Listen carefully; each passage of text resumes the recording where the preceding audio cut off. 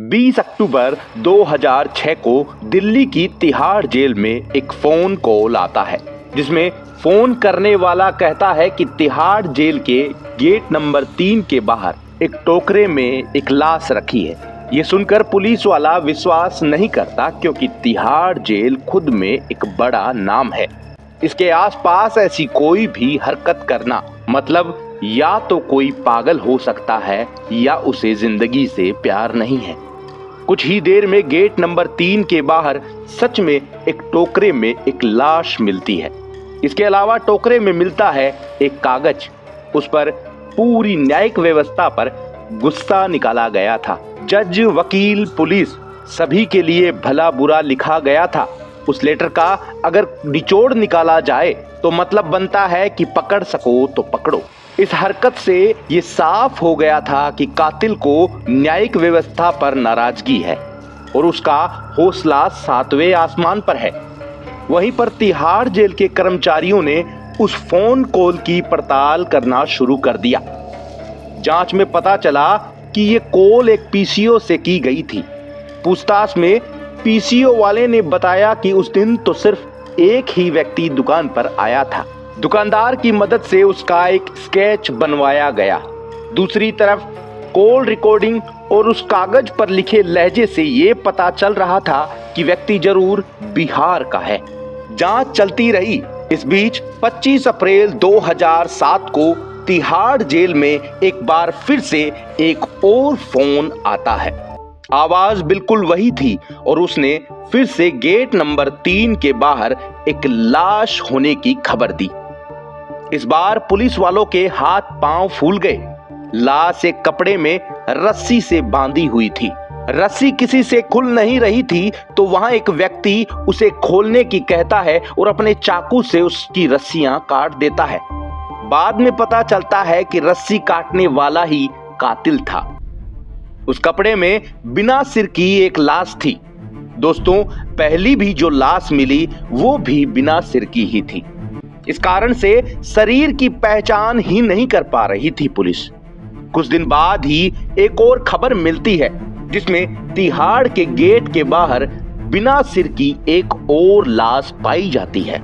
इस बार फिर एक कागज का टुकड़ा उसमें पाया जाता है, जिसमें लिखा था कि मुझे पकड़ने के लिए बड़ी इनाम राशि घोषित की जाए, क्योंकि मैं अपने काम में माहिर हूं और अगर कोई मेरे हाथों मरता ही नहीं है तो मेरा दिमाग खराब हो जाता है। कागज में लिखी बातों से ये लग रहा था कि ये कोई सनकी इंसान है। डर ये था कि ये अपनी सनक के कारण किसी निर्दोष को मार देगा, क्योंकि पुलिस अभी तक कुछ भी पता नहीं लगा पाई। लेकिन पुलिस के खबरी ने खबर दी तो हत्यारा पकड़ा गया। आखिर कौन था ये कातिल, क्योंकि इसने इतनी सारी हत्याएं और कैसे पकड़ा गया, ये भी जानेंगे। लेकिन इससे पहले अगर आप चैनल पर नए हैं तो गोगिलियो चैनल को सब्सक्राइब कर लीजिए। तो चलिए शुरू करते हैं। दोस्तों, खबरी बताता है कि जो स्केच तैयार किया गया था, ठीक वैसा ही एक आदमी आजाद नगर के एक डॉक्टर के यहाँ लंबे समय से आ रहा है। पुलिस जाकर डॉक्टर से पूछताछ करती है तो डॉक्टर बताता है उस व्यक्ति का नाम चंद्रकांत झा है। उसके 5 बेटियां हैं और सभी का जन्म इसी डॉक्टर ने करवाया था। पुलिस को पता चला कि व्यक्ति के पास एक स्कूटर वाली गाड़ी है, वह सब्जियां बेचने का काम करता है। और वो दिन आ ही गया जब कातिल पुलिस के हाथ आ गया। ये है सीरियल किलर चंद्रकांत झा। 2006 और 2007 में तिहाड़ जेल के आसपास एक के बाद एक सरकटी लाशों के मिलने से खौफ फैल गया था। कातिल लगातार पुलिस वालों को फोन पर धमकी भी दे रहा था। यही चूक चंद्रकांत को महंगी पड़ी और चंद्रकांत पकड़ा गया। उसने पुलिस की पूछताछ में बताया कि वह जब दिल्ली आया तो सब्जी मंडी में लोडिंग अनलोडिंग का काम करने लगा। एक दिन घर जाते समय कोई एक आदमी किसी बेकसूर को मार रहा था। चंद्रकांत के बीच बचाव के कारण उसने चाकू चंद्रकांत को ही मार दिया। चंद्रकांत को हॉस्पिटल ले जाना पड़ा और हॉस्पिटल में चंद्रकांत ये सोच रहा था कि अब ऐसा कभी भी नहीं होगा कि कोई मुझे मारे। इलाज के बाद चंद्रकांत मार्शल आर्ट सीखने लगा, क्योंकि कई साल पहले वो जहां काम करता था वहां किसी सेठ से झगड़ा हो गया था। सेठ ने पुलिस में शिकायत की तो चंद्रकांत और उसकी पत्नी, जो कि निर्दोष थी, दोनों को ही थाने में बंद कर दिया गया। गरीबी के चलते चंद्रकांत को जेल भी हो गई। पुलिस ने उसे बहुत टॉर्चर किया, इसलिए मार्शल आर्ट सीखने के बाद उसने बदला लेना शुरू कर दिया। तिहाड़ के सामने मिली लाशों में एक लाश उस सेठ की थी और दूसरी लाश उसी व्यक्ति की थी जिसने उसे चाकू मारा था।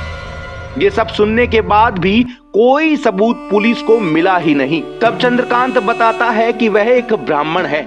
हत्या करने के बाद पाप धोने के लिए लाशों के सिर को वह नदी में बहा देता। उसने बताया कि उसे झूठ और नॉनवेज खाना बिल्कुल भी पसंद नहीं है। चंद्रकांत सिर्फ दिल्ली में ही हत्याएं नहीं करता था, कई साल पहले उसने अपने गांव के कुछ लोगों के साथ भी ऐसा ही किया, जिसमें एक दिन भिड़ू यादव नाम का व्यक्ति उससे बड़ी मुश्किल से बचकर भागा और वह भागते हुए चंद्रकांत का एक कैमरा भी ले गया। कैमरे में हाथ पांव बंधे लोगों की फोटोएं थी। ये फोटो एक वेब सीरीज इंडियन प्रेडिक्टर में दिखाई जा रही है। चंद्रकांत अपने बचपन से नाराज था, क्योंकि उसके माता पिता उसकी ओर ध्यान ही नहीं दे रहे थे। ऊपर से समाज की कुरीतियां भी उसे ऐसा करने पर मजबूर करती गई। खैर, चंद्रकांत की अब पूरी जिंदगी जेल में ही बीतने वाली है। तो दोस्तों, कैसी लगी ये सच्ची कहानी? कमेंट में अपनी राय जरूर देना। चैनल को सपोर्ट करने के लिए आप सभी गोगिलियो चैनल के सदस्यों का तहे दिल से धन्यवाद। लगातार देखते रहिए गोगिलियो।